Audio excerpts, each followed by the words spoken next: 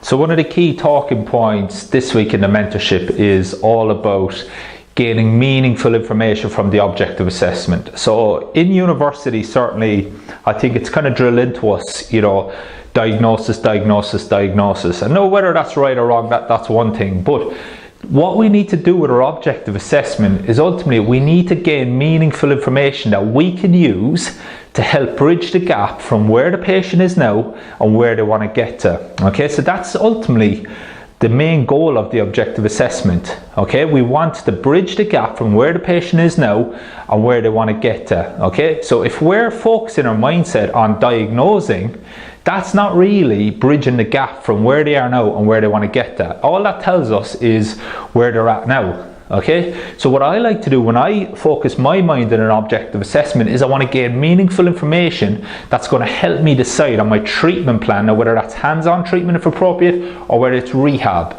Okay, so when I look at a generic movement, I'm always thinking, okay, what does this mean? What information can I get here to help me bridge that gap? Okay, now one thing that the majority of us will use is a toe touch. Okay, so you might say to the patient, okay, can you bend forward, touch your toes?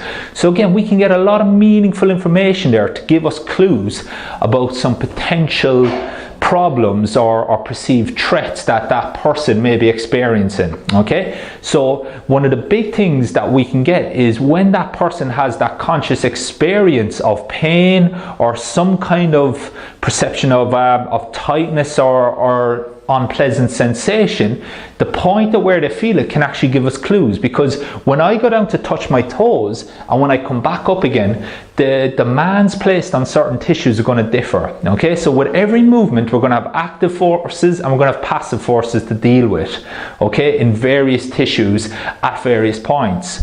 So again, if I'm about to go and touch my toes and I'm feeling the pain straight away in my lower back, should my lower back be absorbing and having to deal with all this force in the initial first movement? Okay, so that can give me clues about the potential tissues that are doing a lot of this work. Now the big question is, why is the lower back sending messages, okay, or if we want to call them prediction errors, all the way up to the higher center, so we have a conscious experience of this unpleasant sensation? Because at this point, when I'm about to bend forward, okay, there's a lot of other tissues that should be absorbing force, okay, both actively and passively. Okay, so why is it that the lower back is absorbing the forces here, which is contributing potentially to this conscious perception of pain, tightness, discomfort, whatever the patient's absorbing?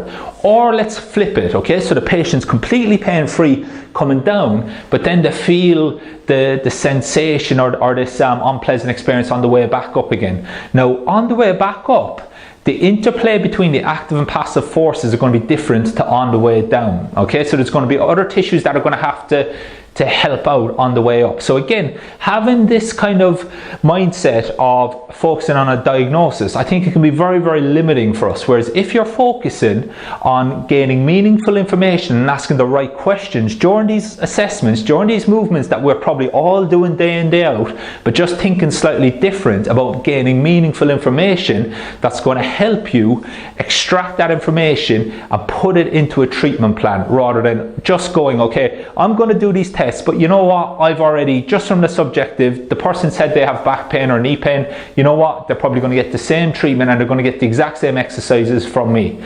Okay, so the movement assessment, we can make it very specific to the person, and again, the assessment that we're going to do, we want to identify meaningful information from where the patient is now and where they want to get to. Okay, and where they want to get to should be very, very important for you in not only dictating the assessment that you're going to do, but also the rehab and the treatment. Okay, whereas what we want to avoid is this generic going through the motions, just doing the assessments, not really gaining meaningful information, focusing more on the diagnosis, and you know what, at the end of the day, that person's going to get the same treatment and they're going to get the same exercises as the next person that comes through that door. Okay, so it's just something to keep in mind. It's something that I'm trying to drill into the mentorship group at the moment. I thought it's useful to keep in mind, and you know, it's worth reflecting on your own objective assessment, not being too worried about about the diagnosis. Obviously, okay, we need to rule out red flags. That should go without saying. But you know what? We need to start focusing on meaningful information as opposed to focusing